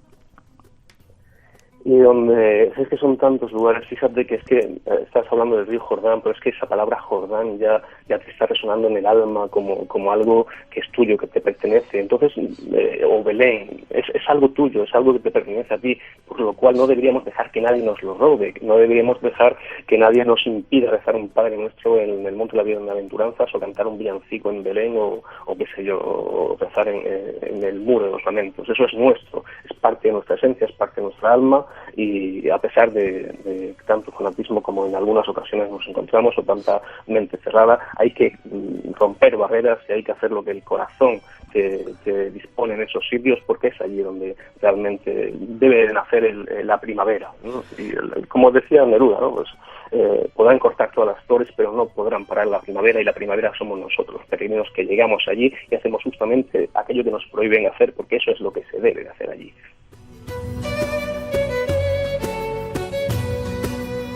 Bueno, pequeñas gamberradas, no lo que prohíben. Vamos a dejarlo ahí. Pero es curioso a ti verte rezar en la mezquita de Al-Aqsa, donde rezan los seguidores de Mahoma, verte rezar en el Muro de las Lamentaciones, donde lo hacen los judíos, verte rezar en Belén y en los lugares cristianos, ¿no? Todo es una misma religión, o aunque sean diferentes muestras de una verdad, ¿no? Es que yo no busco una religión, yo busco al Señor de las religiones. Entonces, para mí, el cristiano le está rezando a Dios, el musulmán le está rezando a Dios, el judío le está rezando a Dios, yo le estoy rezando a Dios. Tengo la fortuna de saber rezar de las tres formas, y si hubiera una cuarta, quinta y sexta, también las aprendería. Ya te digo, porque yo no veo diferencia entre un hermano que lleva una kipa en la cabeza, otro que carga la cruz en la Vía Dolorosa, y otro que se postra ante la Qibla, ante la Meca.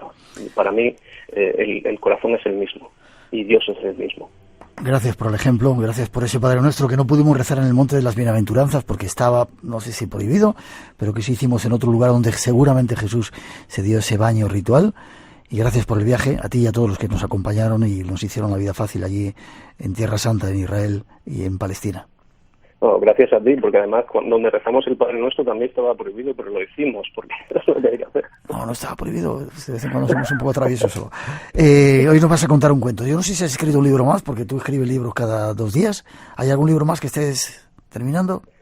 No, bueno, estoy terminando una pequeña novela, pero sí, ya adelantaremos cositas. Esto es una sorpresa, vale. Sobre todo para la gente que nos ha acompañado. Vale, pues hoy, después de este repaso que hemos hecho y sobre todo dar las gracias a nuestro derviche blanco, vamos con uno de esos cuentos, uno de esos perlas de sabiduría que él de vez en cuando nos ofrece en esa tarde. Hace algún tiempo vivió en las afueras de cierta ciudad una familia muy pobre. El hombre, honrado y trabajador, salía todos los días a buscar leña al bosque y después vendía en el mercado de la ciudad ganando algunas monedas para su familia.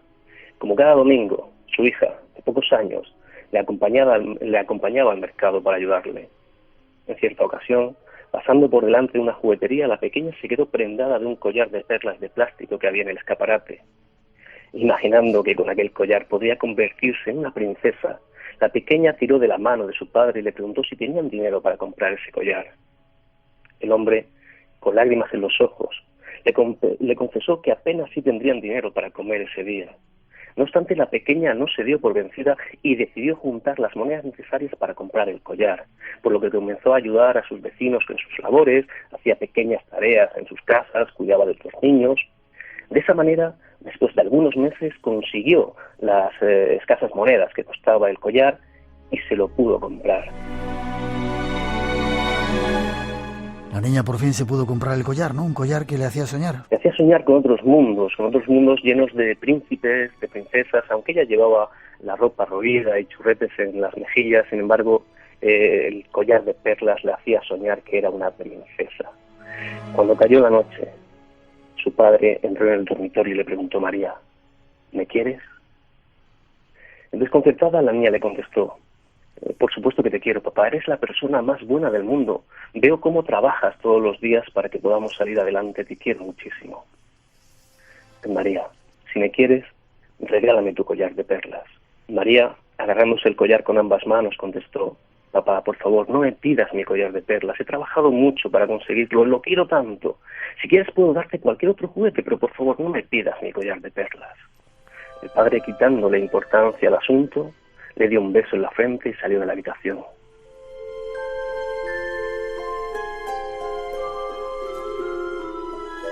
Y la historia continúa, ¿verdad? A la noche siguiente vuelve el padre a la habitación de su hija y le pregunta: María, ¿me quieres? La niña ya se tapa el collar y dice que sí con la cabeza. Papá, te quiero por encima de cualquier cosa. Hija mía, si me amas, regálame tu collar de perlas. Ay, por favor, papá, suplica la niña, no me pidas mi collar de perlas. Me ha costado muchísimo trabajo ganarlo y deseaba tanto tenerlo. Si quieres te doy cualquier otra cosa, todo menos mi collar de perlas.